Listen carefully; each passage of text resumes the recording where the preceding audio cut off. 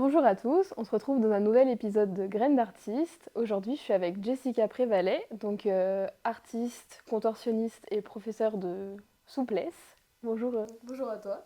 Salut Chloé, merci beaucoup de m'accueillir. Mais très contente de t'avoir aujourd'hui avec moi. Est-ce que tu peux te présenter un peu, nous dire d'où tu viens Ouais, ok, ça marche. Du coup, je m'appelle Jessica, j'ai 29 ans. Je suis originaire du Jura. Je sais pas si tu vois où c'est. À peu près. Ouais, ok, dans l'est de la France. Et aujourd'hui, je suis coach en assouplissement et artiste de cirque. Moi, je fais de la contorsion et du cerceau aérien. Ok, bon, on va en reparler juste après.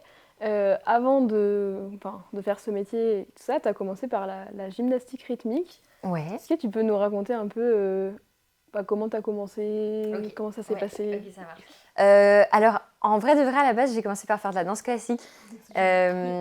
Mais j'avoue que c'était pas ma grande passion. Et quand j'ai découvert la GRS, j'ai vraiment compris ce que c'était qu'une passion. Moi, je pensais qu'à ça, j'étais hyper motivée. Je me souviens que quand j'étais petite, en cours, je comptais les heures qui me restaient avant les entraînements. Enfin, j'étais vraiment à fond. Et voilà, j'ai tout de suite adoré, rien à voir avec la danse. Je pense que la danse classique, c'est une super formation pour n'importe quelle discipline artistique finalement. Enfin, en ce qui concerne, je veux dire, la danse, le mouvement, tout ça, c'était vraiment top. Mais la GRS, c'est vraiment quelque chose qui a rythmé ma vie de mes 11 ans à 23 ans. J'en ai fait en compétition pendant pas mal d'années, ouais. Et justement, par rapport à la compétition, tu as fait beaucoup, je crois, de championnats de France, etc. Comment tu te sentais par rapport à la compétition, la concurrence, etc. Est-ce que c'était quelque chose que tu aimais ou au contraire, pas forcément, mais tu aimais le sport? C'est un peu une question piège. Non, je rigole. Mais en fait, j'ai jamais été une gymnaste d'un niveau incroyable. J'étais une bonne gymnaste, mais j'avais pas un niveau de fou, quoi. En fait, j'avais beaucoup de mal à réinvestir tout mon potentiel au moment des compétitions. Ok. En fait, je suis quelqu'un de très stressé.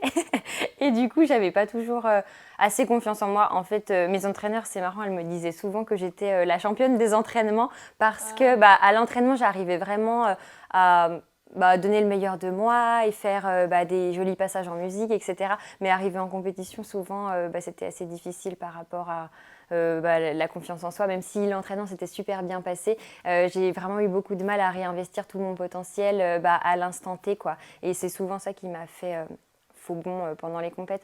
Après, j'adorais les compètes parce que justement, je pense que c'est aussi ça qui pousse à donner le meilleur de toi-même et travailler dur, etc. Mais j'avoue que j'ai pas toujours bien su gérer mon stress. Après, c'était quand même hyper formateur et j'ai adoré toutes ces années compètes et je pense qu'aujourd'hui, ça m'a pas mal servi. Mais j'avoue que je préfère quand même le monde du spectacle où il y a moins d'enjeux que les compétitions où tu sais que derrière, tu vas avoir une note, où tu es jugé, où tu as un classement. C'est vrai que c'est pas forcément facile à gérer. Ouais, t'as beau avoir toutes les qualités physiques, être une super gymnaste et être hyper douée sur le papier, mais si à l'instant T, tu sais pas réinvestir tout ça et vraiment montrer le meilleur de toi, c'est vrai que tu peux pas briller en compétition, quoi. Bah, c'est pas facile, je pense, le stress pendant la compétition par rapport à l'entraînement. Ouais, c'est ça. En fait, c'est vraiment quelque chose qu'il faut apprendre à dompter un peu. Ça prend du temps, hein, forcément. Mais je pense que c'est important d'avoir un peu de stress parce que si t'en as pas du tout, Tu donnes pas non plus le meilleur. Ouais, c'est ça. En général, quand t'es pas stressé, c'est qu'il y a quelque chose qui va pas. Enfin, tu sais que ta perf, elle va pas être incroyable. Mais voilà, c'est important d'essayer de réinvestir tout ce stress dans une énergie plutôt positive qui sert à te mener vers le haut, quoi. Et t'as fait toujours, je crois, de l'individuel. J'ai fait les deux. J'ai fait individuel et ensemble. Ok. Et c'est quoi ta préférence? T'as une préférence J'ai adoré mes saisons en duo. Je faisais un duo Ok. avec une de mes meilleures amies et du coup, on partageait la même passion, on était vraiment sur la même longueur d'onde et c'était trop bien. Mais c'est vrai que, je pense comme la majorité des gymnastes, j'aimais quand même mieux l'individuel parce que c'est ton moment à toi. Tu peux faire les éléments techniques que tu veux, qui te correspondent vraiment. Moi, j'adorais aussi créer mon enchaînement, choisir les musiques, tout ça. Ouais, j'aimais aussi l'individuel. J'aimais les deux, c'était différent, quoi. C'est vraiment pas pareil. Non, parce qu'en tant que spectatrice, enfin moi j'ai vu beaucoup de GR. Je sais que, Ah ouais? par exemple, je sais pas, l'ensemble, il y a un truc d'effet. Ouais, Avec oui, un carrément. peu Je suis tout, et d'accord du avec toi, coup, c'est plus visuel en fait. ouais, Ouais, c'est enfin, en ça. tant que spectateur, en tout cas, je pense que visuellement, Ouais, c'est ouais, rien à plus voir. Bah oui, oui, impressionnant, parce entre que guillemets, tu mais peux faire beaucoup plus de choses en fait en équipe. Tu peux faire des effets oui, c'est visuels, tu as ça. les formations, les placements. Enfin, je veux dire par là, selon les déplacements Oui, que font les c'est sûr. gymnastes sur le praticable, ça va donner un effet différent, un peu comme en danse finalement. Ouais, et en même temps, je pense que c'est même presque plus dur aussi de gérer justement Oui, tout le monde, avec, les lancers, les... ouais, en plus avec les engins. Du, Ouais, du coup, ce qu'on appelle les engins, oui, c'est c'est ça. cerceau, corde, ruban, ballon massieu. Je précise au Ouais. cas où. Ouais, non, c'est sûr que c'est pas évident. Et du coup, après, bon, t'as toujours la GR jusque assez loin finalement, et tu fais aussi des études en STAPS. Ouais. Est-ce que tu savais à ce moment-là ce que tu voulais faire, ou est-ce que c'était un peu flou, mais du coup, vu que tu étais aussi un peu dans le sport, ça t'attirait pour ça? Comment ça t'est venu? Alors en fait, pour être vraiment très honnête, j'ai choisi la filière STAPS parce que je voulais pouvoir continuer d'être gymnaste le plus longtemps possible et c'était des études qui me permettaient de le faire parce que du coup j'ai fait une fac de sport à Dijon et il y avait l'option GR. Donc je pouvais m'entraîner en plus de mes cours. On avait, je crois, 4 heures de pratique par semaine de GR, donc ça me permettait de continuer à travailler mon enchaînement et on faisait aussi les compètes universitaires. Donc ouais, j'avais ouais, 2 compètes en plus dans l'année où je pouvais montrer mon enchaînement. Donc ouais, c'était une bonne façon pour moi de continuer de pratiquer encore plus. Mais du coup, je n'ai pas répondu à ta question. Oui, oui, je savais que je voulais être entraîneur de GR. En fait, j'ai toujours su que je voulais être entraîneur de GR. Dès l'instant où j'ai commencé ce sport, en fait, comme je te disais avant, j'étais vraiment trop passionnée, je vivais que pour ça. Et c'était évident pour moi que c'était transmettre ma passion que j'avais envie de faire. Et finalement, j'ai bifurqué. Attends, ça doit être ta question d'après. Tu veux pas que je te... Non, c'est bon. Tu peux Ok. enchaîner. Donc j'ai été jusqu'à la maîtrise en entraînement sportif, donc pour être coach de GR. Et sur ma dernière année en tant que gymnaste, il y avait un cabaret qui recherchait une contorsionniste. Et je me suis dit, pourquoi pas, ça pourrait être une bonne transition. En fait, j'avais un peu du mal à raccrocher. Et à la fin, je m'étais pas mal blessée. Enfin, je sentais que j'étais plus au top de ma forme et que ça sentait la fin. Malheureusement, la carrière d'une gymnaste, ça s'arrête assez jeune. Et 23 ans, c'était déjà vieux. J'étais la plus âgée de mon club. Et du coup, voilà, je pense que cette proposition en tant que contorsionniste, elle s'est faite pile au bon moment. Ça a été une transition super douce. C'était vraiment l'idéal pour moi parce qu'en fait, ça me permettait de continuer de pratiquer quand même, de m'entraîner avec rigueur, de préparer un numéro pour le jour J. Tu vois, ça ressemble un petit peu à une compétition finalement. Et à la fois, ce qui était trop cool, c'est que je pouvais mettre les éléments que je voulais dans mon enchaînement, créer ma choré sur une musique. C'est pas aussi codifié que en compétition de GR, tu vois, où tu as des éléments techniques à réaliser, un certain nombre de points à avoir. Là, ce qui était trop cool, c'est que je pouvais faire ma vie, faire les éléments qui me faisaient kiffer sans trop me fatiguer, entre guillemets. Enfin, tu vois, je pouvais vraiment choisir ce que j'aimais. Donc, ouais, j'ai vraiment retrouvé ce côté de la GR que j'aimais sans tout le côté négatif avec comment dire, le stress des compétitions, la concurrence, voilà ce qui me portait un peu préjudice dans le monde plutôt sportif. Alors que là, quand on est sur scène, on n'a pas ce côté rivalité, quoi. Les gens, ils sont juste là pour passer un bon moment et tu te sens un peu plus dans... ouais, je sais pas, un mood un peu plus sympa, quoi. Je ne ressens pas la même pression. En tout cas, moi, ça me correspond plus, ouais. Ouais, je pense qu'il y a un... Enfin, c'est rare qu'un spectateur ou que quelqu'un va, je sais pas, critiquer ouvertement, même s'il y a ils le font, hein. Oui, ils le font, mais c'est quand même... Oui, c'est pas pareil que d'être en fait, jugé tu sais et que d'avoir une après- mauvaise note. C'est ça, après ta presta, t'as pas un classement, t'as pas un enjeu qui te met la pression, en tout cas pour moi, c'est ce que je me dis. C'est plus la pression de soi-même sur soi-même, je pense. Oui, c'est ça, après voilà, c'est comme tout, ça se travaille. Hein. Ouais. Et est-ce que tu te formes un peu du coup à la contorsion, etc.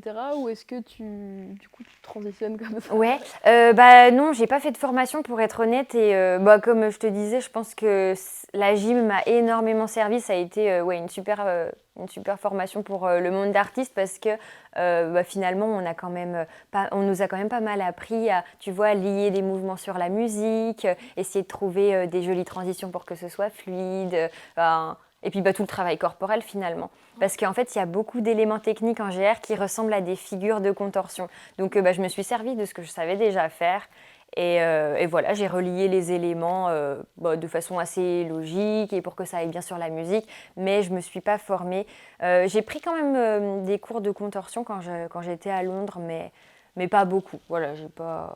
Non, j'ai jamais suivi de vraie formation en tant qu'artiste de cirque. Enfin, pas de contorsion, mais j'ai déjà suivi une formation plus par rapport au cerceau aérien. Ouais, c'est venu après encore, du coup, après la contorsion? Alors en fait, j'ai découvert le cerceau aérien à la fac parce que en L1 et L2, première et deuxième année de STAPS, on doit passer par tous les sports que propose l'établissement. Oui. Et il y avait la police cirque. Et en cirque, on a fait des aériens et c'est là que j'ai découvert le cerceau. Et ouais, ça m'a bien plu. Franchement, j'ai tout de suite aimé. En plus, un cerceau, ça ressemble un peu à l'agrès de GR. Et puis forcément, dès que tu as un petit peu de force, que tu es assez souple et que tu arrives à maîtriser un minimum ton corps, tu peux faire des trucs assez sympas sur le cerceau et c'est vrai que ça m'a bien plu. Et voilà, au final, je commençais par m'entraîner toute seule de mon côté en regardant des vidéos, essayant de reproduire un peu des éléments que je trouvais sympas. Et je me suis fait un numéro comme ça. Après, j'ai postulé pour un job et ça s'est fait comme ça. Après, j'ai voulu me perfectionner. Donc, c'est là que j'ai suivi une formation de combien? Un mois. Ouais, un mois. Petite formation en aérien à Londres. Ok. Et comment tu trouves tes premiers contrats au début? Est-ce que c'est dur? Est-ce que tu t'es prise facilement? Je sais pas comment ça passe de transition à Ouais. d'école à justement. Alors du coup mon tout premier contrat comme je te disais c'était pour un petit cabaret, c'est le cabaret Sancerrois, je sais pas si ça te parle, c'est vraiment un petit cabaret. Je connais De pas trop campagne. les Oui noms. oui oui ça m'étonne pas. Voilà, ils cherchaient une contorsionniste comme je te dis, là j'ai pas passé d'audition, je leur ai envoyé une vidéo et ça s'est fait comme ça. Et ouais à l'époque je dansais et je faisais de la contorsion pour leur spectacle. Donc pour eux, j'avoue que ça a été assez simple. C'est grâce à eux que j'ai pu avoir l'intermittence la première année en tout cas. Okay. Ensuite, mon deuxième contrat, ça a été dans un camping. Je suis partie faire une saison où là, je faisais trapèze, cerceau, contorsion et un petit peu danse. Voilà, là, je faisais tout et n'importe quoi. Enfin, pas tout et n'importe quoi, mais tu vois, si c'était à refaire, oui, je ne referais pas autant de choses et je préférais me perfectionner, vraiment, enfin, choisir de me spécialiser dans un agrès plutôt qu'être moyen surtout, quoi. Mais en fait, je n'ai pas passé d'audition non plus pour ce contrat-là, ça s'est fait en vidéo. Ok. Et j'ai commencé à passer des auditions après quand je suis partie à Londres. Et ouais, là, ça a été vraiment beaucoup plus difficile. Enfin, un retour à la case départ, déjà, quand tu viens pas du même pays, tu as tout de suite la barrière de la langue, donc c'est un peu plus dur à gérer. Et ouais, forcément, ça met une petite pression en plus, quoi. Et là, vraiment, je préfère pas me rappeler de ces moments-là. Ouais, les premières auditions. Non, mais pas de souci, bien sûr. Et puis, de toute façon, je pense que ça arrive à tous les artistes. Hein. Quand tu te lances dans tes premières auditions, forcément, tu as quand même une certaine pression et c'est très difficile de donner le meilleur de soi à ce moment-là, quoi. C'est pour ça que... Enfin, je me souviens que je me disais ça sur le moment, je me disais il faut que je passe plein d'auditions en fait. J'essayais vraiment d'en passer le plus possible pour acquérir de l'expérience et le jour où j'aurai une audition qui me tienne vraiment à cœur et être prête et voilà, réussir à performer quoi.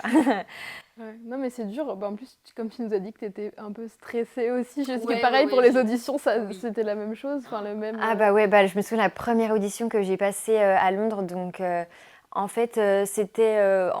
Ouais, pour un job d'artiste de cirque, mais il y avait aussi un peu de danse. Et ça commençait par la danse, l'étape numéro 1, c'est ça. Et il y avait une diagonale à faire, mais un truc super bidon. Et ouais, j'étais trop angoissée. Je me souviens que j'avais eu un gros trou de mémoire. Enfin, voilà, je préfère pas y repenser. Mais bon, après, voilà, ça arrive, c'est normal. C'est le début, quoi. Ça, c'est quand même... Enfin, ça a marché, je veux oui, dire. Oui. Ah vraiment, j'ai persévéré, par contre. Hein, c'est sûr que... Oui, carrément, je me suis pas laissée abattre. Mais vraiment, quand je repense à ce moment-là, j'ai honte. Je pense que ça arrive à tout le monde, les trous de mémoire. C'est vraiment le truc du stress. Ouais. Enfin, c'est... Bah ouais, c'est ça. En fait, il n'y a pas de secret, il faut pratiquer, quoi. Pratiquer et se lancer. Ouais. Ouais, c'est ça. Après, t'as fait beaucoup de contrats quand même. Mais j'ai noté, t'as fait des contrats à Astérix, au cabaret de Clara Morgan et au Palais des Glaces. Et enfin, t'as fait plein de choses. Qu'est-ce que... J'ai envie de dire, qu'est-ce que tu ressens quand t'es sur scène ou qu'est-ce que ça t'apporte de monter sur scène, toi, personnellement, comment tu te sens à ce moment-là? Et bah, honnêtement, j'adore enseigner, coacher, mais vraiment la scène, c'est un autre monde. C'est un peu comme prendre un shot d'endorphine, tu vois ce que je veux dire. Je me sens trop bien, ça fait du bien, c'est tellement agréable de pouvoir partager ta passion devant un public qui est content d'être là, qui apprécie ce que tu fais. Et c'est un super moment parce que c'est un numéro... moi, j'ai la chance... comment dire la chance je travaille dur, je m'investis beaucoup sur un seul numéro. Enfin, je veux dire, c'est pas comme en danse où tu as beaucoup de tableaux. Là, mon numéro, je sais que je le gère à 100% et que je suis super contente de le présenter devant les gens. J'avoue, maintenant, j'ai plus une énorme pression comme quand j'étais gymnaste, quoi. C'est différent. Donc, je peux juste profiter à fond du moment et partager l'énergie plutôt positive des gens qui sont en face. Donc, c'est vrai que c'est trop agréable. Moi, j'espère que je pourrai encore être sur scène pendant longtemps. Ouais. Bon, après, c'est surtout mon corps qui va me le dire, mais bon, puis après, c'est pas super élégant non plus d'être toute ridée sur scène. On ne sait pas, ce sera autre chose peut-être. Oui, c'est ça sera peut-être autre chose, mais c'est vrai qu'on voit pas de vieilles contorsionnistes en général. Ouais, ce sera peut-être la première. Je sais pas si c'est très élégant. Bonne question. J'allais dire, comment tu prépares tes numéros? Est-ce que la musique, les costumes, tout ça, c'est toi qui gères tout ou comment tu prépares tout? Ça dépend du contrat en fait, ça dépend ce qu'ils demandent. Là par exemple, tu vois pour le parc Astérix, c'est un spectacle qui s'adresse à une audience qui est très jeune, c'est surtout des enfants. Donc je vais pas du tout faire le même numéro que pour le cabaret de Clara Morgan, tu vois, c'est pas du tout pareil. Donc là pour le parc Astérix, c'était une musique imposée et ensuite ça dépend des contrats. C'est vrai que c'est rare quand même que j'ai une musique imposée, mais je peux avoir un thème, ça peut être soit thème plutôt cabaret, soit ils veulent quelque chose de plutôt sensuel. Voilà, ça dépend. Donc déjà le numéro il se base beaucoup sur le thème et la musique. Et ensuite le numéro en lui-même, moi j'ai mes éléments techniques que j'aime bien faire, que je vais placer sur la musique selon les temps forts. Voilà. Et après j'essaye de rendre le tout assez harmonieux avec des liaisons. Et j'ai quelques amies qui sont des super danseuses, donc je leur demande souvent de l'aide parce que j'ai toujours ce côté, tu sais, un peu gymnique avec les bras hyper tendus, tu vois ce que je veux dire? J'ai le même des fois. C'est vrai. Parce que tu as fait de la gym aussi? J'ai fait un tout petit peu de GR, mais en collège. Enfin, pas du tout à un bon niveau, mais les bras comme ça, tout le temps. Ouais, ok. Tu vois ce que je veux dire. Des fois, tu retrouves un petit peu tes vis là qui reviennent. Et je trouve que c'est toujours hyper enrichissant d'avoir des regards d'autres personnes qui sont spécialisées dans d'autres disciplines et surtout la danse. Moi, je trouve ça tellement plus joli, un numéro qui est bien relié, tout doux, tout fluide sur une musique, plutôt que enchaîner, tu vois, mouvement après mouvement. Après, c'est vrai que c'est ce qui se fait la plupart du temps en cirque. Je ne sais pas si tu as déjà vu des spectacles de cirque, mais dans les numéros de contorsion, il n'y a pas tout le temps... c'est les côtés impressionnants, donc ça passe Ouais, voilà. Mais voilà, tout ça pour dire que ça m'arrive souvent de me faire aider d'amis. Je leur demande de venir m'aider par rapport à ça pour relier un petit peu le tout. Et par rapport au costume, ça va aussi dépendre de la musique et du thème. Au début, je les faisais moi-même et j'ai arrêté parce que ça prend trop de temps, c'est super long. Enfin, je faisais pas tout de A à Z, en fait, j'achetais ma base et après, moi, je collais les strass et les petits accessoires par-dessus. C'est un par un, Oui, etc. il faut avoir beaucoup de temps, il faut être très patient. Honnêtement, j'adore, hein, mais j'ai plus assez de temps libre. Je comprends. Mais c'est intéressant de voir. Justement, je me demandais si ces figures ou plus chorégraphiées, vu que moi je viens de la danse. Okay. Et c'est vrai qu'on ne pense pas forcément aux liaisons, je pense, en pensant contorsion. Ouais. Mais ça va. Après, il y a différents styles, ça dépend des artistes, mais c'est vrai que la plupart du temps, dans le monde du cirque, en tout cas, c'est plus un enchaînement de prouesses techniques qu'une chorégraphie dansée. Ouais, et du coup, ça me fait penser à ma prochaine question. Est-ce que, contorsion, je pense, dans la tête des personnes, des fois, ça rime un peu avec danger ou dangereux pour le corps ou des choses comme ça. Enfin, je pense que tu en as déjà entendu parler. Ah oui. Et du coup, justement, comment tu fais, toi, pour pas te blesser ou le moins possible, durer aussi dans le temps? Et est-ce que pour toi, tu trouves que c'est dangereux ou au contraire, c'est juste qu'il y a des manières à faire et des manières à pas faire? Oui, je vois ce que tu veux dire. Ben, après, honnêtement, je pense que dans n'importe quel sport, finalement, tu as des risques. Hein. C'est pas que en contorsion. Après, les gens s'imaginent peut-être que la contorsion, c'est plus traumatisant pour le corps parce que c'est vrai que c'est assez impressionnant. Enfin, on va pas se cacher, on voit pas tous les jours quelqu'un qui met sa tête sur ses fesses, quoi. Mais moi, je pense que si c'est fait dans le respect des règles de base, enfin, c'est des règles de bon sens à respecter, comme par exemple, tu vois, pas forcer plus sur un côté que de l'autre, toujours s'entraîner de façon équitable et bien symétrique. Tu vois ce que je veux dire. Ouais. Si je fais une minute de grand écart à droite, je vais faire une minute de grand écart à gauche. On saute pas l'autre jambe parce qu'on Voilà, l'aime pas. voilà, c'est ça, c'est du bon sens. L'objectif ici, c'est de garder un corps équilibré en fait, avec aussi un juste équilibre entre force et souplesse. Ça, c'est super important pour pas se blesser, parce que ça, c'est sûr que si on fait que s'étirer à gogo, on n'aura pas forcément la force nécessaire derrière pour maîtriser sa souplesse et pour garder un corps en bonne santé, éviter de se blesser. Donc voilà, je pense que les deux choses vraiment à respecter, c'est garder un entraînement bien équilibré, bien homogène sur tout le corps, et aussi travailler en renforcement derrière avec suffisamment de musculation. Et voilà, après aussi, forcément pas trop forcer, essayer de ne pas aller au-delà de ses limites. C'est sûr que si tu t'entraînes 5 fois par jour, je peux pas te promettre que tu vas pas te blesser et que c'est pas dangereux pour ton corps. Après, à chaque artiste aussi de s'écouter et justement de pratiquer pour essayer d'apprendre à se connaître et savoir où sont ses limites. Et voilà, c'est à force de pratiquer finalement qu'on se connaît un peu mieux et qu'on sait où est-ce qu'on peut aller. Ouais. Et est-ce que toi, c'est un peu la question, peut-être tout le monde t'a déjà posé, mais est-ce que tu étais plutôt, on va dire, souple naturellement, ou est-ce qu'au contraire, c'est vraiment genre le travail qui t'arrive Oui, c'est vrai qu'on demande souvent ça. Un peu des deux, mais... Exactement, pour moi, c'est un peu des deux. À la base, j'ai quand même de très bonnes prédispositions. J'ai de la chance d'avoir une maman qui est souple, en fait, elle est super souple et j'ai hérité d'elle. Ouais, yes. Mais j'avoue que jusqu'à ce que je fasse de la GRS, je ne savais pas que j'étais aussi souple. Je me souviens, tu vois, quand je faisais de la danse classique, je ne touchais pas mon écart à gauche. Mais je pense que c'est juste que je ne savais pas que j'en étais capable et que j'allais pas au-delà de la petite douleur d'étirement. Tu vois ce que je veux dire? Parce que... aujourd'hui, le grand écart à gauche, c'est pas un truc de malade pour moi. Ça va, c'est plutôt simple. C'est plus que le grand écart maintenant. Oui, en fait, moi, je pense que la GR, ça m'a vraiment aidé à développer les qualités physiques et surtout savoir m'en servir parce qu'à la gymnastique rythmique, on travaille énormément avec du renforcement musculaire et de la souplesse active.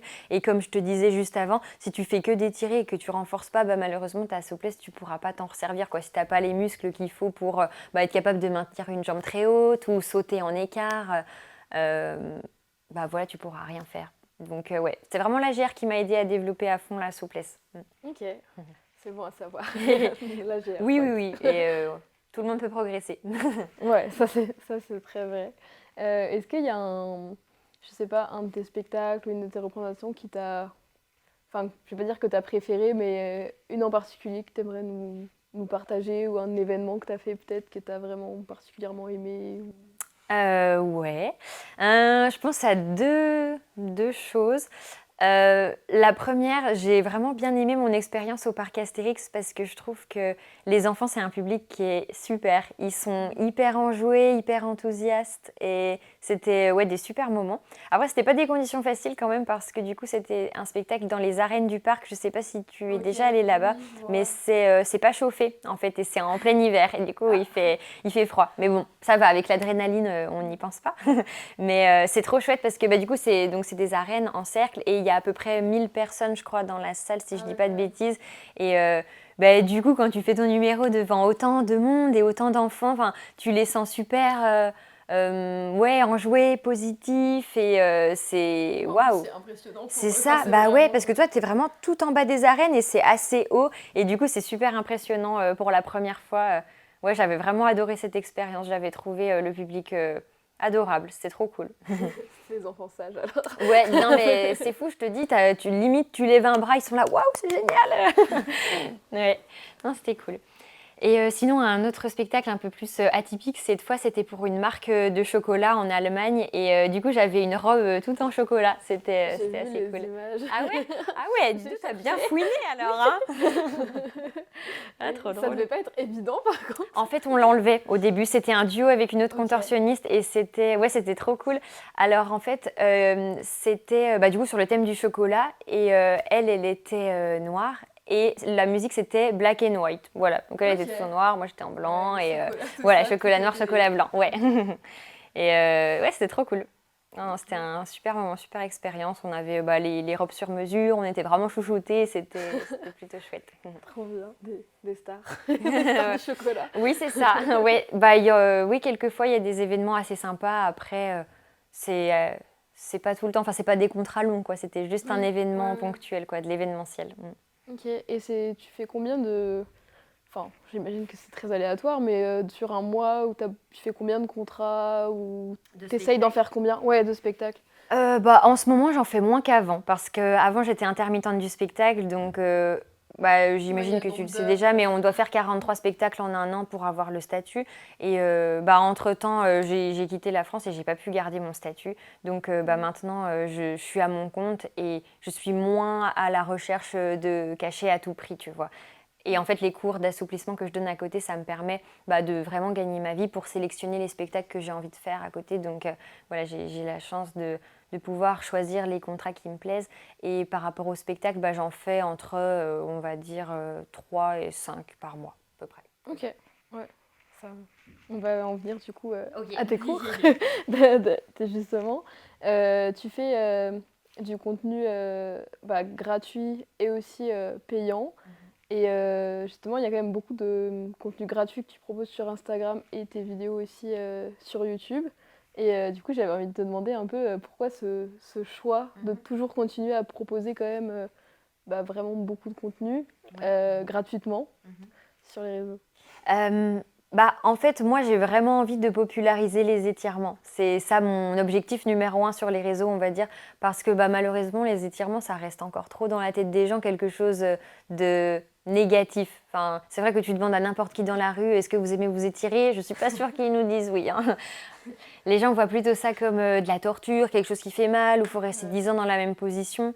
Et j'essaye de changer un petit peu ça. Voilà, j'ai envie de dire que tout le monde peut s'étirer, tout le monde peut progresser, s'améliorer et que c'est possible d'en tirer des bénéfices quel que soit son âge. Donc voilà, c'est pour ça que je partage beaucoup de contenu sur les réseaux. Mon but numéro un, c'est vraiment de populariser les étirements, je dirais, et voilà, essayer de faire aimer ça aux autres, quoi. C'est pas facile.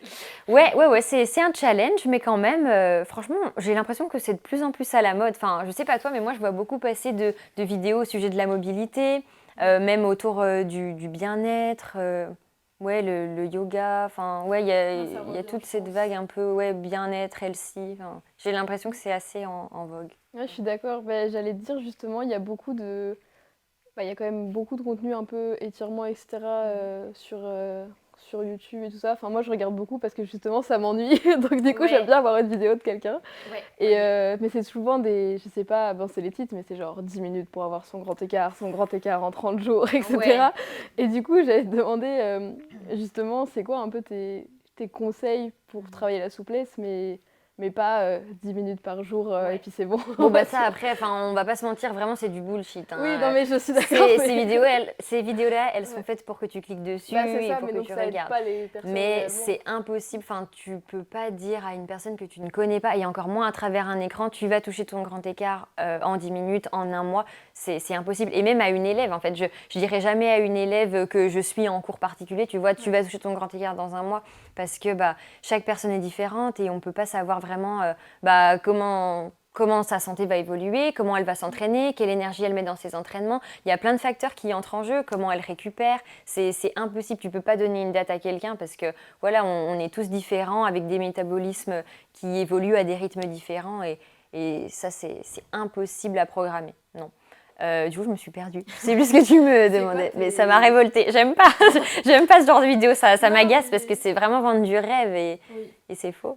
mais parce que je vois tout le temps les plannings 30 jours avec les petites Oui, vidéos oui, et tout oui. ça. Après, ce qui est chouette, c'est voilà, c'est quand même plutôt sympa d'avoir un planning qui est déjà prêt avec des cours à suivre où tu n'as pas besoin de réfléchir aux exercices. Et ça, c'est top. Si ça peut inciter les gens à pratiquer, c'est super. Mais après, il ne faut pas se mettre en tête des étoiles, quoi, parce que en peu de temps, c'est quand même difficile. C'est faisable, mais c'est difficile. Ouais. Je trouve ce genre de titre de vidéo vraiment pas cool parce que ça te met des étoiles dans les yeux, tu as l'impression que tu en es capable en très très peu de temps et finalement c'est faux, quoi. Donc voilà, ça me révolte un petit peu. Ouais, non, je suis d'accord. Et du coup, ce serait quoi, toi, tes conseils, justement, pour progresser dans la souplesse, mais bah, sans vendre du rêve, justement, mais quelque chose qui soit réalisable? Ok. Bah, moi, je pense que si tu as un objectif de performance, par exemple, si tu es danseuse et que tu veux vraiment évoluer vers le monde professionnel, la meilleure chose à faire, c'est peut-être de se faire accompagner. Déjà, commencer par prendre des cours. Et ensuite, si bah, tu n'as pas forcément le budget, hein, ce que je peux comprendre, après, on trouve quand même du contenu plutôt efficace sur les réseaux aussi. Peut-être se créer son propre programme, essayer de tester des exercices, différents cours, prendre... ouais, enfin, je parle du coup sur YouTube, mais trouver des vidéos de profs différentes et essayer de chercher les exercices qui sont le plus efficaces sur toi pour te créer ta propre petite routine et voilà, être bien régulière dans sa pratique, s'y tenir et aussi pas oublier de mesurer ses résultats, de se prendre assez souvent en photo pour pouvoir bah, entretenir un peu sa motivation et rester régulière. C'est vraiment ça. Le point numéro un, je le dis tout le temps, la clé pour s'assouplir, c'est la régularité. Ouais, pas de secret. C'est plus dur. Oui, c'est vrai. C'est pour ça que je dis souvent aux élèves, c'est important de vous prendre en photo parce qu'en fait, en contorsion, enfin, ou en assouplissement en général, on ne se bat pas contre un adversaire ou contre un chronomètre ou contre une distance finalement. C'est à notre appréciation qu'on va voir comment on évolue et on n'est souvent pas très objectif, hein, on ne se rend pas compte des progrès qu'on fait. Donc c'est pour ça que je dis souvent aux élèves, prenez-vous en photo, n'hésitez pas. Et ouais, aussi, ça peut être intéressant de tenir un petit cahier avec bah, notre ressenti, tu vois. Si vraiment on a envie d'aller plus loin, j'imagine que les gens qui vont écouter ce podcast, c'est peut-être des gens qui ont envie de se lancer dans le monde du spectacle ou qui ont vraiment envie de performer et de s'améliorer. Et voilà, si vous commencez à vous entraîner, peut-être qu'ils peuvent bah, tenir un petit journal d'entraînement avec un petit compte-rendu à la fin de chaque séance, quoi. En se disant, bah, aujourd'hui, je me suis sentie un peu plus à l'aise, aujourd'hui, non, c'était vraiment dur. Voilà, c'est important de faire le bilan de ses sensations aussi et de ne pas voir que l'aspect physique parce que oui, c'est super encourageant quand on voit qu'on a réussi à bah, lever la jambe plus haut ou être beaucoup plus basse dans son écart. Mais nos sensations, c'est vraiment le résultat de notre progression. Si la veille, tu t'es senti hyper crispé, en souffrance, où tu n'étais vraiment pas bien, mais que le jour d'après, bah, tu sens que tes muscles commencent à se relâcher et que tu es beaucoup plus à l'aise, que tu peux parler en même temps, rigoler, respirer, bah, c'est aussi un point positif, quoi. Il n'y a pas forcément que l'aspect physique, mais c'est aussi important ce qu'on ressent et important de le prendre en compte parce que c'est pas... Bah, finalement, c'est vrai qu'écouter ses sensations, c'est quelque chose de basique, mais c'est pas forcément quelque chose qu'on fait souvent. Ouais, bah, et puis enfin, ça aide. Enfin, si on se sent mieux, on ira plus loin aussi. Évidemment, ouais, c'est ça, c'est un cercle vertueux en fait. Et comment tu fais pour bah, justement créer toujours un peu du nouveau contenu avec des nouveaux exos, peut-être de nouvelles façons justement de s'étirer Enfin, j'imagine que tu te renseignes peut-être beaucoup aussi, mais... Je prends beaucoup de cours. J'adore prendre des cours et je suis super curieuse de manière générale et j'aime bien voir ce qui se fait un petit peu partout. Et puis bon, je pense qu'on a toujours des choses à apprendre, donc ça peut toujours être bénéfique d'aller chercher des idées dans d'autres pratiques. Du coup, j'essaye de prendre des cours de yoga, de fitness, du pilates. Là, j'ai découvert il n'y a pas longtemps Pilates Reformer, je ne sais pas si tu connais. Bah, j'ai jamais fait, mais je vois. C'est vraiment pas mal, c'est trop bien. Moi, j'adore et je suis sûre qu'il y a beaucoup de choses à faire avec cette discipline et voilà, j'essaye de m'inspirer de plein de pratiques qui me plaisent. Je retiens un peu les exercices que j'aime bien. J'ai un petit cahier où je note plein de trucs dedans pour pas oublier, parce qu'on oublie très vite. Et puis ensuite, bah, selon le thème des cours que j'aborde, j'essaye de faire ma petite cuisine. Là, je vais piquer les exos que j'ai vus à droite, à gauche, mais j'essaye toujours de les reformuler un petit peu à ma sauce, tu vois, de les transformer.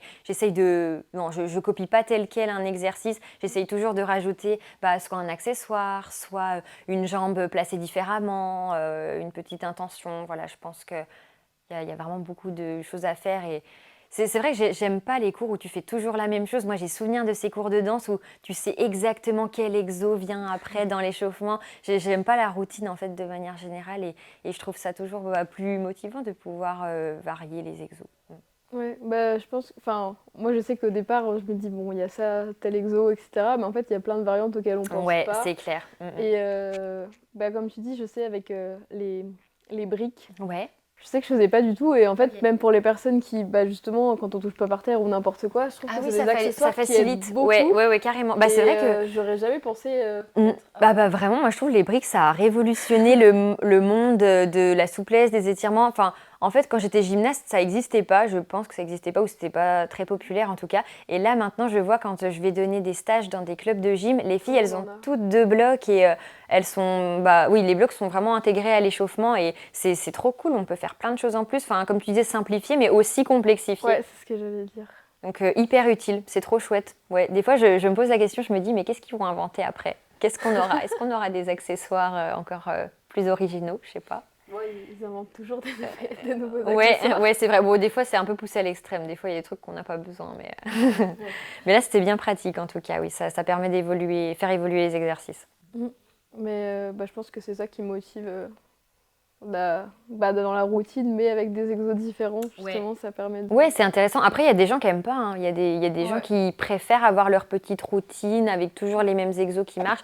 Mais je pense aussi que quand on veut évoluer en souplesse, c'est bien de changer, de pas toujours se conforter dans les mêmes exercices, mais justement de sortir un petit peu de sa zone de confort et d'essayer de changer les techniques. C'est pour ça que je dis souvent aux filles, aux élèves, que c'est important de prendre des cours avec d'autres personnes et de pas rester toujours avec le même prof. Et je pense que c'est valable pour toutes les disciplines. Enfin, toi en danse, je sais ouais. pas ce que t'en penses, mais Bah, j'ai aussi plein de profs. Enfin, je suis ouais. jamais avec un seul prof, enfin, rarement. Mais c'est intéressant ce que tu disais que toi aussi tu prenais des cours, je Ah trouve. oui, oui, Parce que des j'adore, fois, ouais. on s'attend, Mm, enfin, mm. les professeurs prennent pas forcément. Bah, parce qu'ils ont moins de temps aussi, mais Mais je pense que ouais, ça c'est aide dommage de toujours ne pas le faire de parce que voir c'est d'autres clair, personnes. non, ça ouvre l'esprit, ça te fait voir d'autres choses.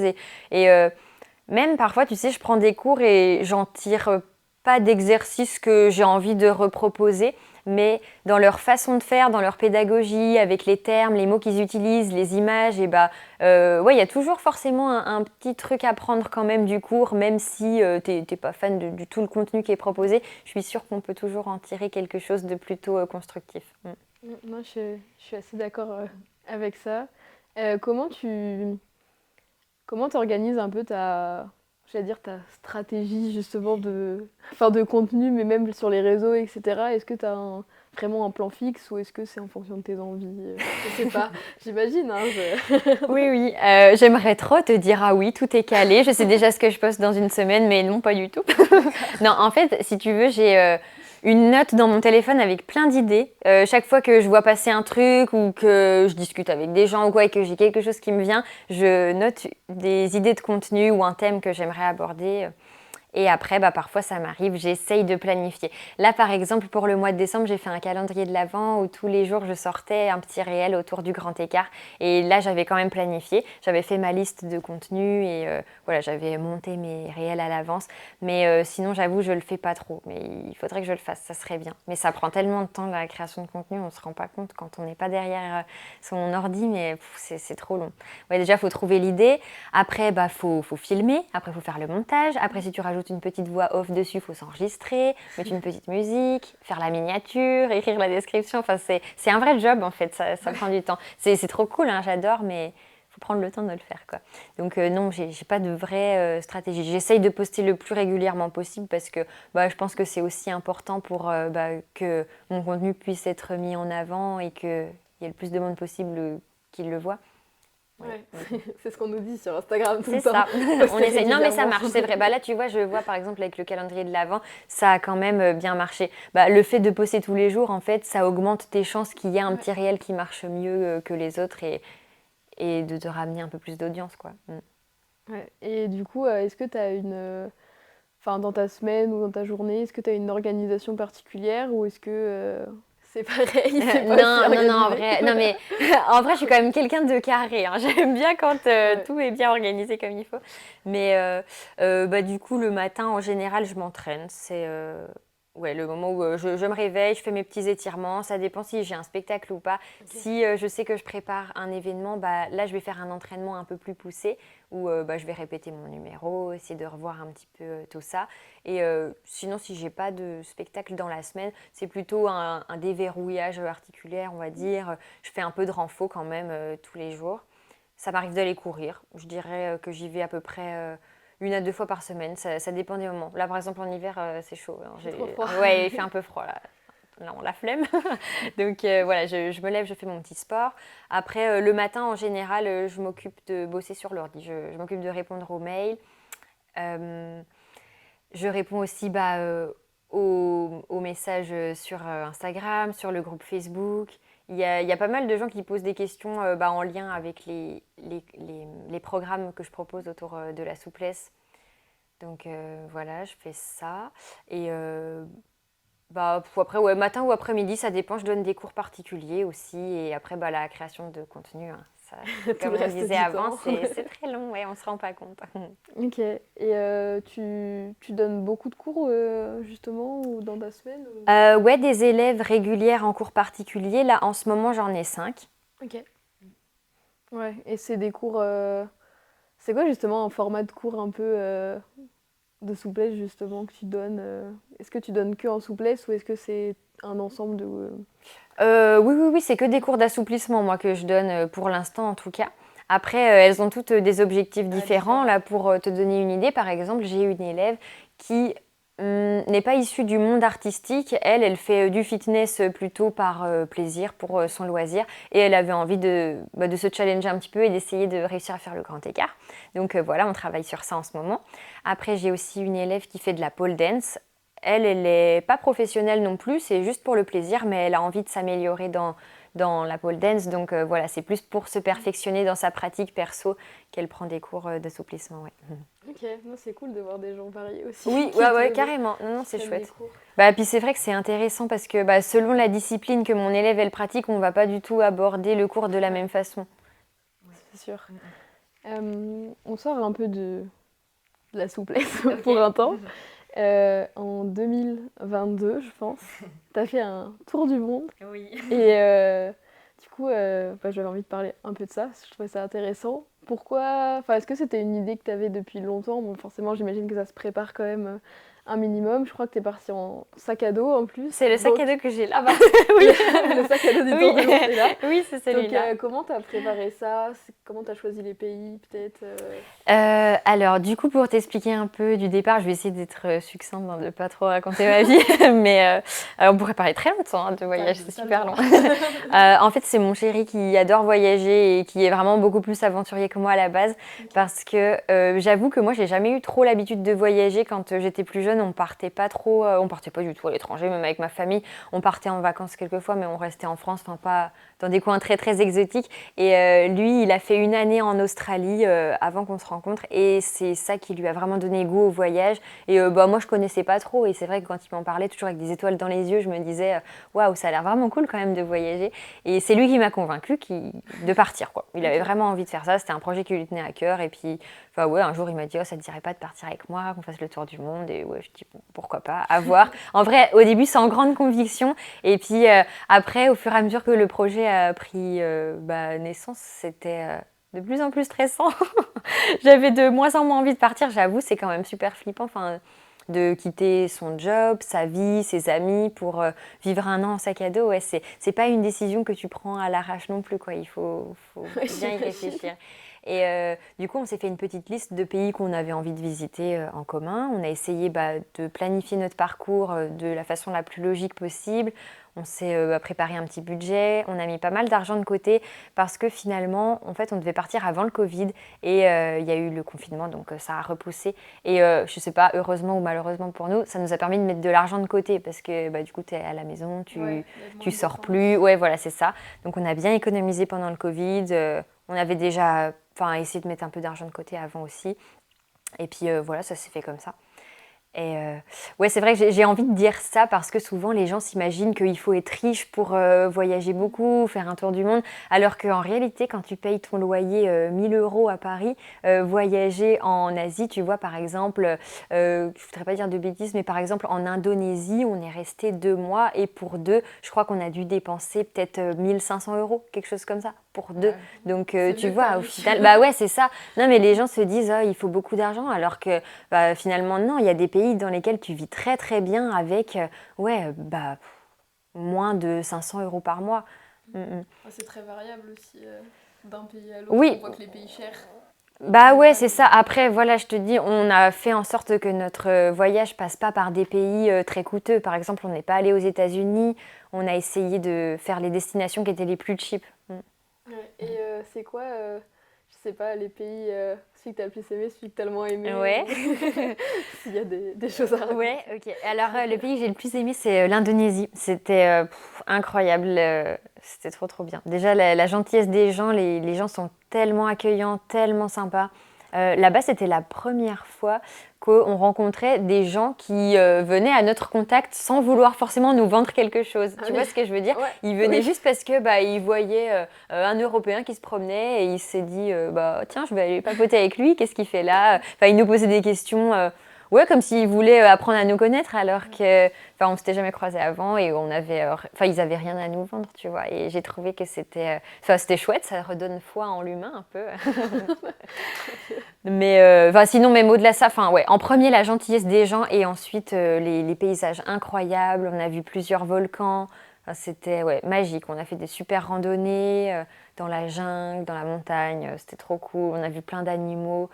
Là-bas, on a pu voir des orang-outans en liberté, enfin dans leur état sauvage. Ça, c'était incroyable. On a vu des raimentas, des dauphins, des tortues. Enfin, trop chouette. On va tous partir après le podcast. Bah, vraiment, l'Indonésie, je recommande parce que c'est hyper varié. Les gens sont sympas, c'est pas très cher, on mange bien. Ah ouais, trop chouette. Rien que d'en parler, moi, ça me donne envie de repartir. Ouais, un deuxième voyage sac à Oui, je dos. pense, ouais. Je pense, pas pour tout de suite, mais bon, un jour peut-être. Et sinon, le pays que j'ai le moins aimé, je dirais que c'est la Nouvelle-Zélande, mais après c'est un peu un concours de circonstances. C'est qu'en fait on était en van pendant 15 jours et il a plu, sans te mentir, peut-être 11 jours sur les 15 jours. D'accord. Donc voilà, forcément Ouais, ça la te donne météo. pas goût au pays quand tu restes enfermé dans une voiture enfin, toute la journée. Et pour le coup la Nouvelle-Zélande c'est un pays qui est assez cher, donc on n'avait pas forcément le budget de faire beaucoup d'activités d'intérieur et voilà, c'est ce qui a fait qu'on n'a pas adoré. Mais à refaire peut-être sous un meilleur temps. On regardera la météo à Oui, l'avance. Mais bah ouais. c'est pas toujours facile. Bah Et non, on choisit pas ça, malheureusement, c'est assez aléatoire la météo. oui. Est-ce que, enfin, qu'est-ce que tu en retires un peu de ce voyage, peut-être toi-même, je pense, je sais pas, dans ta pratique, ou est-ce que ça t'a aidé sur certains points? Est-ce que tu as pu apprendre d'autres choses, même toi Ouais. personnellement, pour ce que tu fais pour la vie? Mhm. Bah ouais, voyager, je trouve que c'est hyper enrichissant, c'est hyper constructif. En fait, juste d'ouvrir un peu les yeux sur ce qui se passe ailleurs, se dire que notre quotidien à Paris, c'est pas du tout le même que le quotidien bah, d'un Indonésien à Jakarta, quoi. Ouais, non, c'était vraiment chouette de voir d'autres modes de vie un peu partout dans le monde. Ça ouvre les yeux et ça fait grandir vraiment. Enfin, tu vois des choses que oui, tu verrais pas dans ton petit quotidien ici et bah, malheureusement aussi, ça ouvre les yeux sur bah, des choses un peu plus négatives comme la misère, la pauvreté, la pollution. Moi, c'est vrai qu'avant de partir, j'avais pas conscience que la planète était polluée à ce point-là. En fait, on voit bah, des tas de photos, on voit plein de choses passer, Ouais. mais tant qu'on n'a pas le nez devant, c'est vrai qu'on réalise pas à quel point il y a des gens qui vivent au milieu de détritus. Enfin, moi, ce qui m'a le plus troublée, c'est l'Inde. Tu peux Ouais. pas faire 100 mètres sans voir des déchets. Il y en a vraiment partout, partout. Et ouais, voir bah, les enfants jouer sur des tas de déchets, les vaches manger dans du plastique. Même au Guatemala, on a vu des rivières de plastique. Ah ouais, moi, c'est vrai que si je retiens quelque chose du voyage, enfin. Non, il n'y a pas que ça, parce que j'ai pas envie de dire que je retiens que le négatif, mais je retiens que ça m'a... ouais, justement, ça m'a ouvert les yeux sur la pollution et ça m'a encore plus bah, donné envie de recycler, de faire attention. Même si à notre échelle, c'est bah, minime, je pense que c'est important bah, ouais, d'éduquer les plus jeunes et que bah, ce soit vraiment quelque chose qui devienne automatique partout, quoi. Mm, mm. Ouais. Mais sinon, pour le côté plutôt positif, comme je te disais, c'est sûr que le voyage, ça ouvre les yeux, ça fait grandir et c'est trop chouette de voir d'autres modes de vie, de voir comment d'autres personnes vivent, pardon, et sont heureux parfois avec pas grand-chose finalement. Parce que nous, ce qui nous a le plus choqué, enfin, le gros contraste qu'on a eu en revenant en France, c'est d'entendre les gens se plaindre.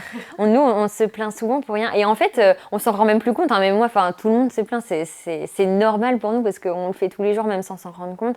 Et du coup, qu'est-ce que je disais? Oui, quand on est rentré, on a réalisé que les gens se plaignaient un petit peu pour rien, alors que finalement, on a croisé tellement de gens qui vivaient dans des maisons en tôle et qui étaient trop contentes de venir nous proposer de boire un thé ou juste papoter. Et à l'étranger, enfin surtout en Asie en tout cas, je remarque que les gens ils mettent vraiment les relations humaines au cœur de leur vie, de leur centre d'intérêt, de tout ça quoi. Et finalement, nous en Europe on se plaint beaucoup quoi. C'est différent, pas les mêmes modes de vie. Super, super description. Ouais. Les Français. Ouais, bon, c'était simplifié après. Voilà. Non mais c'est vrai que c'est un peu vrai, je pense. Oui. Est-ce que il y a j'aime bien poser cette question, il y a un endroit ça peut être n'importe où, qui t'inspire, te motive ou etc. dans ta vie quotidienne là pour le coup, vu que tu peux plus être en voyage non plus toute l'année. Tu veux dire un endroit pendant le voyage que j'ai vraiment aimé pour pratiquer? Pas forcément ça peut être dans le voyage, peut-être tu peux me dire pendant ton voyage justement et de retour en France, c'est quoi ton endroit qui t'inspire justement parce que tu as quand même un métier artistique qui te motive, qui t'inspire. Ça peut être même ton canapé si c'est ton canapé. Ah attends, pardon, je crois que j'ai pas bien compris ta question. Tu veux dire chez moi, enfin. Je veux bien en voyage, c'est intéressant, et chez toi. Ok. Quand j'étais en voyage, l'endroit où je me sentais le plus motivée, c'était en Thaïlande. J'aimais trop me lever tôt le matin pour aller m'étirer en face de la mer. Donc ouais, forcément, ça fait rêver, ça te donne envie. Enfin, c'est sûr que quand tu as un joli cadre devant toi, c'est toujours plus motivant. D'ailleurs, je dis ça aux élèves des fois, que c'est important pour trouver la motivation aussi d'avoir un espace qu'elles aiment bien. Ouais, c'est vrai, où elles peuvent faire parfois des jolies photos. Enfin, c'est toujours encourageant, c'est sûr. Donc ouais, je dirais la Thaïlande, la mer. Ouais, j'ai trop aimé pratiquer dans ces conditions-là. Et puis après, chez moi, c'est pas du tout exotique. Hein. J'habite dans un appartement à Dijon, il n'y a rien d'incroyable. Mais après, je me suis fait un petit coin où j'ai ma petite bougie, des petites pierres. Mais ouais, rien d'incroyable, quoi. C'est déjà un bon endroit pour travailler. Oui, l'essentiel, c'est que ça nous plaise et que ça nous donne envie de se mettre au boulot, quoi. C'est ça, c'est le principal. Mais c'est vrai que j'aime mieux pratiquer dehors quand même, quand on a le choix, quitte à choisir dehors. Mais pas l'hiver. Ouais, non, pas l'hiver, j'avoue. C'est quoi ta définition de la vie d'artiste ou de ce que c'est un artiste? Ah oui, c'est dur comme question.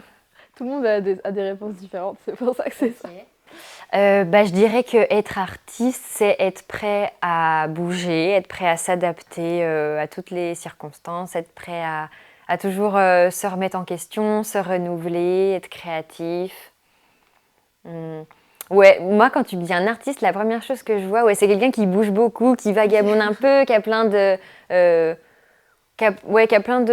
centres d'intérêt dans le milieu artistique, quoi, qui est très ouvert d'esprit, qui s'intéresse un peu à l'art en général, quoi. Je pense à ça. Bon, c'est pas une définition très... Non, c'est déjà bien, il y avait plein d'éléments. C'est quoi, on va finir bientôt notre discussion, c'est quoi tes objectifs un peu là pour l'année qui arrive? En plus on est tout début 2024, alors c'est quoi tes objectifs, je sais pas, professionnels, personnels s'il y en a, même si c'est moins le sujet, mais... Personnel, j'avoue, j'ai pas énormément d'objectifs pour l'instant parce qu'en fait, en ce moment, je me donne à fond sur un nouveau projet professionnel, mais je peux pas trop en parler encore parce que ça va bientôt arriver, normalement pour tout début avril. Mais voilà, en gros, pour te donner quelques indices, c'est un nouveau site internet, en gros. Okay. Voilà, qui sera un peu plus élaboré que ce que je propose déjà. Pour l'instant, j'ai juste un site où je propose aux gens des vidéos de cours à télécharger. Et du coup, ce sera quelque chose d'un petit peu plus abouti. Ok. Voilà. Le projet de l'année. Ouais, c'est ça. Ça fait vraiment longtemps que je travaille dessus. Donc, j'espère que ça va bien se passer. Et normalement, ça va être plutôt sympa pour les artistes qui ont envie de travailler leur souplesse.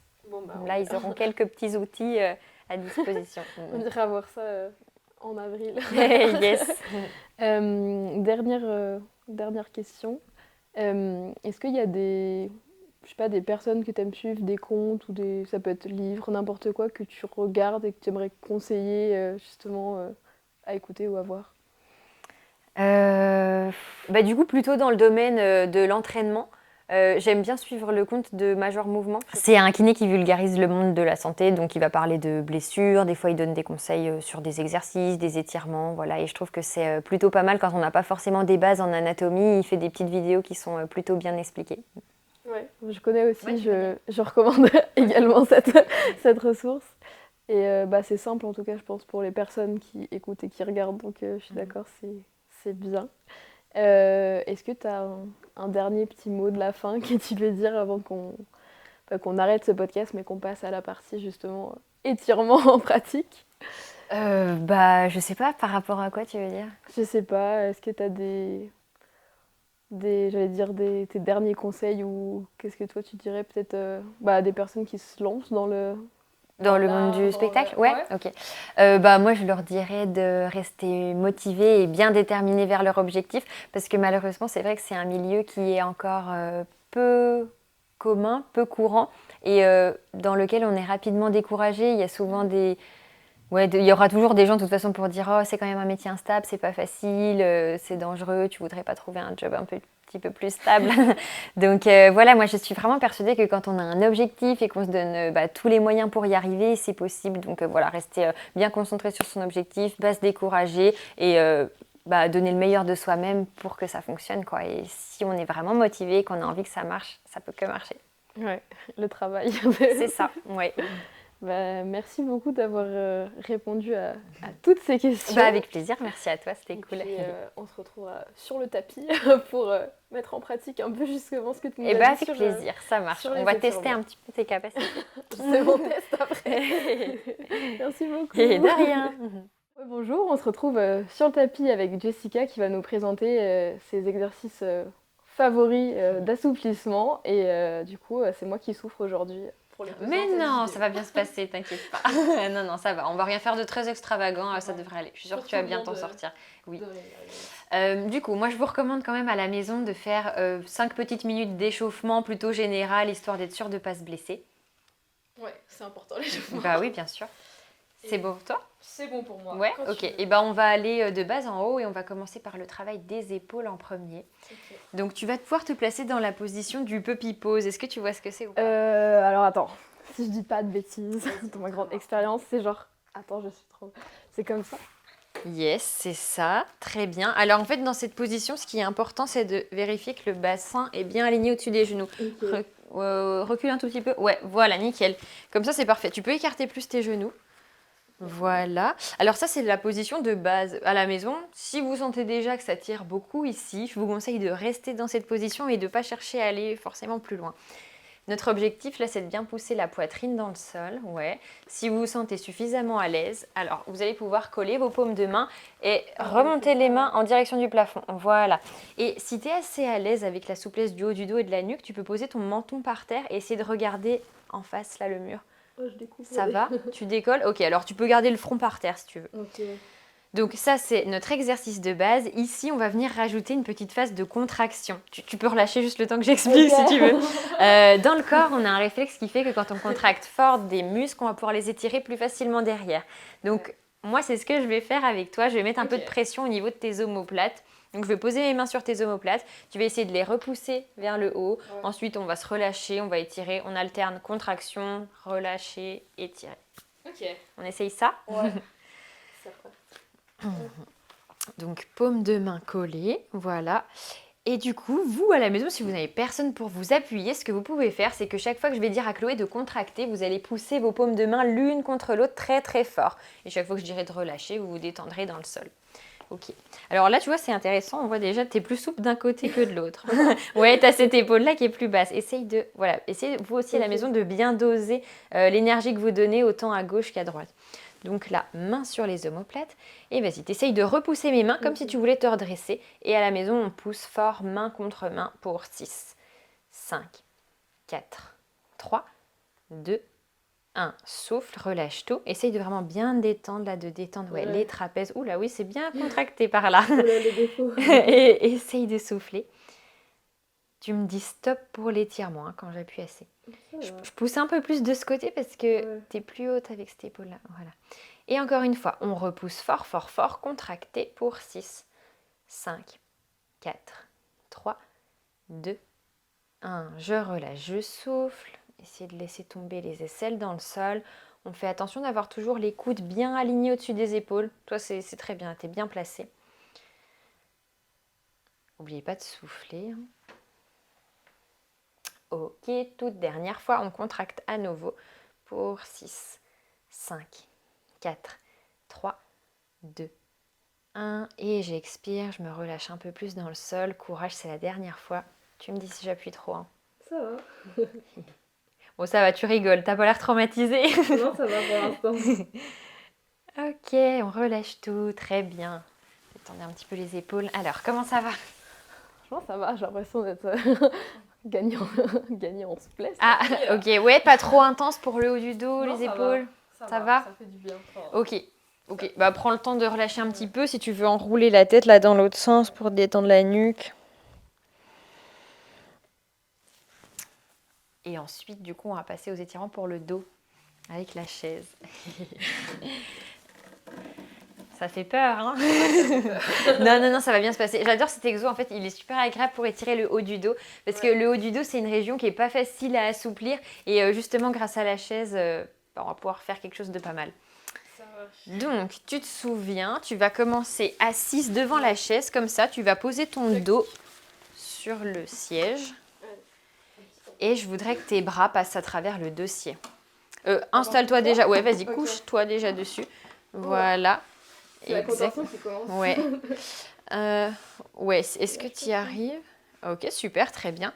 Alors, de là, 2 options s'offrent à vous. Soit vous pliez les bras tout simplement. Voilà, ça c'est l'option la plus simple. Soit, si vous avez envie de vous challenger un peu, vous pouvez aller jusqu'à attraper les pieds de la chaise. Je vais t'aider. Yes. Mais là, c'est plus intense. Ça va? Ouais, ça va. Ouais. Comme ça, c'est plus intense pour les épaules. Oui. Donc là, notre objectif, Ça veut pas. tu gardes tes mains l'une contre l'autre, c'est pas grave, pas de souci. Notre objectif, ça va être de pousser le bassin dans le sol. Voilà.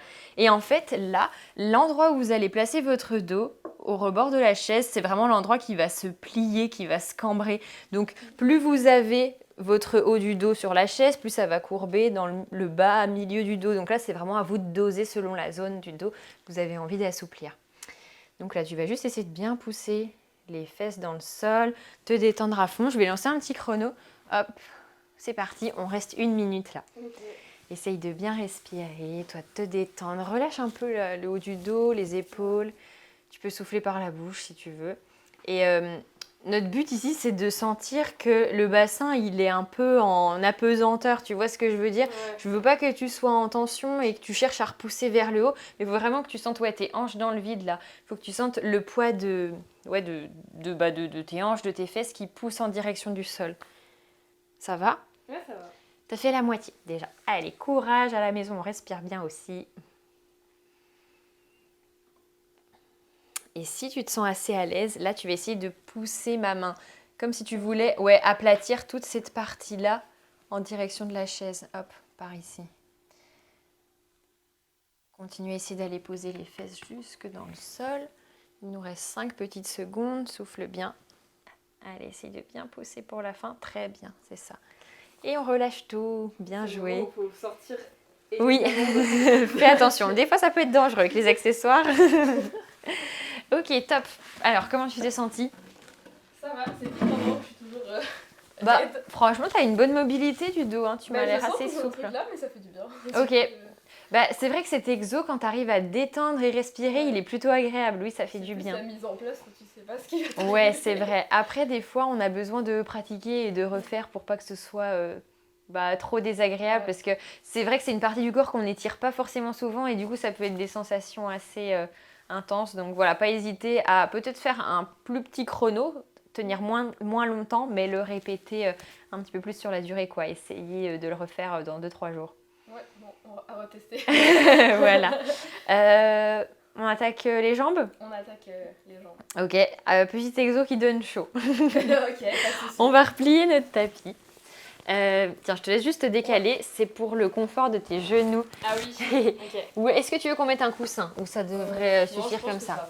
va. Ouais. Les genoux, Donc, les genoux forts. allez, je te guide. Tu peux te placer à genoux. Ouais. Mets-toi face à moi plutôt. Voilà, comme ça tu vas faire Ouais, l'exo dans cette direction-là. Tu veux commencer de quelle jambe? La gauche. Ok, allez, et ben jambe gauche devant. T'es gauchère de jambe? Oui. Ouais, ok. Jambe tendue devant. Alors là, ton objectif, ça va être de venir toucher ma main. Allez, vas-y, essaye de glisser le plus loin possible. Ouais. Ouais, bon, j'avais mis très très loin. Ok, on va s'arrêter là, c'est déjà pas mal. Et tu vas remonter sans gigoter le haut du corps, en restant vraiment un seul bloc avec le buste. Très bien, super, t'es bien en contrôle, c'est parfait. Est-ce que tu veux mettre tes bras tendus ou à la taille, comme tu veux, mais comme tu es à l'aise? Vas-y, on en fait 8 comme ça, donc on essaye de glisser le plus loin possible. Donc à la maison, vous pouvez vous mettre un petit repère là devant vous, ça peut être une brique, une bouteille d'eau, quelque chose que vous essayez de repousser à chaque fois un peu plus avec le pied. Et 2, très bien. Ça va? Oui. Ok, on continue comme ça. 3. Parfait.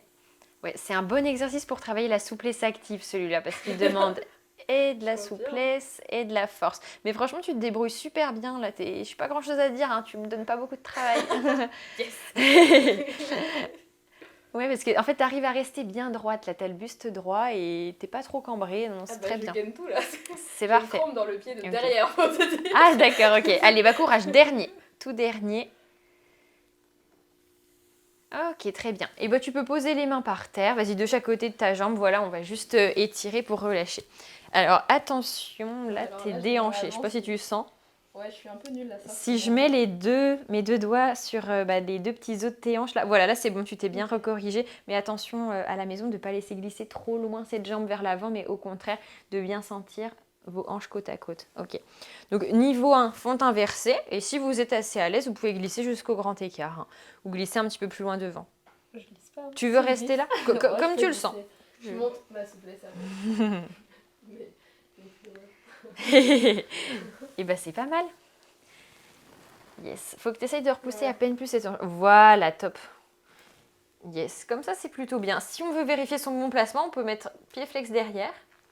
Voilà, parfait. Ah oui, par contre, oui, c'est vrai que toi, t'es danseuse. Je te fais faire en fermeture, mais d'habitude, tu fais en ouverture. Non, non, mais c'est ce qu'il faut faire.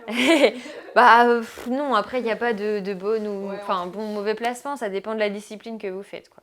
Ok, tu peux relâcher, c'est bon. Ça va? Ça va. Ouais.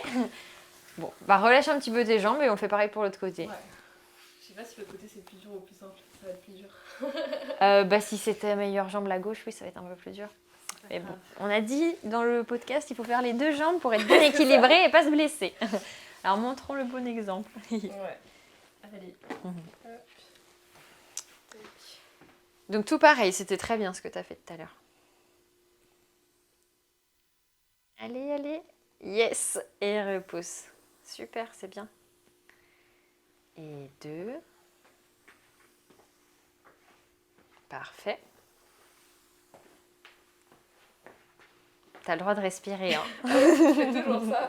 Je respire pas. 3. En apnée, c'est encore plus dur. Là, c'est un level au-dessus. C'est la concentration. Ouais. 4. Bien. 5.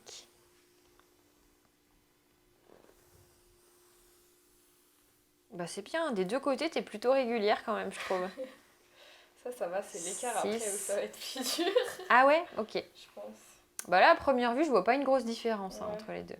Il y en a un, je sais plus. 7. Allez, courage, le tout dernier. Essayez d'aller un petit peu plus loin pour finir. Allez, on pousse, on pousse. Oui, très bien. Et bah top. Ok, tu peux poser tes mains par terre. Essaye de bien sentir le placement des hanches. Ouais. Pas mal. Très bien. Bah tu vois, là, tu t'es corrigée toute seule. Côté, ouais, ça marche mieux. Ah oui, après, par contre, j'avais pas vu, mais t'es à peine trop vers l'arrière. Il faut vraiment qu'avec cette jambe-là, vous fassiez la moitié d'un carré. Oui. Ouais, comme ça, c'est top. Essaye de bien projeter ton cœur vers l'avant. Voilà, c'est bien, on a un joli dos plat. Et ben on peut glisser. On essaie de glisser un petit peu plus loin.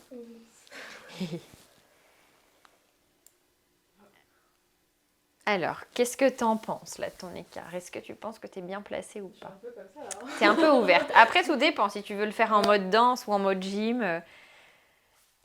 Bon, je vois, tu t'adaptes à moi du coup. Aujourd'hui, fermé. Allez, petit challenge. C'est bien. Là, en tout cas, pour tes hanches, c'est plutôt pas mal. Il faut vraiment que vous vous disiez que vos deux os des hanches regardent de part et d'autre de votre jambe, que le nombril tombe plutôt au-dessus de la jambe. Ouais, c'est pas mal. Tu sens plus dans la jambe devant ou de derrière? Devant. D'accord, ok. Ça veut peut-être dire que tu as besoin d'assouplir un peu plus tes ischios dans ce cas-là. Mais tu es un peu penché aussi. Essaye de te redresser. Ouais. Voilà, c'est bien. Et on met du poids par ici. Yes. Ok, très bien. Tu peux relâcher. Bon, et voilà. Alors, comment ça s'est passé? Qu'est-ce que t'en dis de mes 3 petits exos? Franchement, ça va. Ouais, ça va? Pas Et, traumatisé? Non, puis Ok. c'est un peu, j'allais dire ludique, mais c'est un peu fort, Ouais, mais, parce qu'on est deux, mais après c'est non, vrai mais que quand même on est avec tout le seul. contracté, relâché, tout ça, Ah. je trouve que ça fait passer plus vite aussi que juste D'accord. rester 1 minute. Ouais, c'est vrai. Les méthodes de ça contracté manque relâché, c'est vraiment ce qui est le plus efficace pour s'assouplir finalement et ce qui est cool, j'ai envie de dire, enfin cool, bon, tout dépend si on aime ou pas les étirements, mais ce qui est encourageant, on va dire, c'est qu'on voit des résultats tout de suite en fait. Entre la première fois où tu as contracté et relâché et la dernière, enfin, tu l'as peut-être pas senti toi, mais sur la dernière, tu étais beaucoup plus basse que la première fois. Ouais, j'étais allée plus loin aussi. Ouais. Donc voilà, pas hésiter à mettre un petit peu de mouvement dans vos étirements et pas toujours rester dans des positions statiques parce que le meilleur moyen pour s'assouplir, c'est aussi de pratiquer avec de la souplesse active, des exercices plutôt dynamiques. Et du coup, on vous a un petit aperçu, mais il y a des vrais entraînements complets. Ah oui, sur la chaîne YouTube, sur la chaîne oui. YouTube, donc, Vous pouvez retrouver quelques petits cours. Comme ça, vous aurez des séances complètes. Et merci, c'est gentil. Top. Voilà, merci beaucoup. Et de rien, avec plaisir. Bon courage.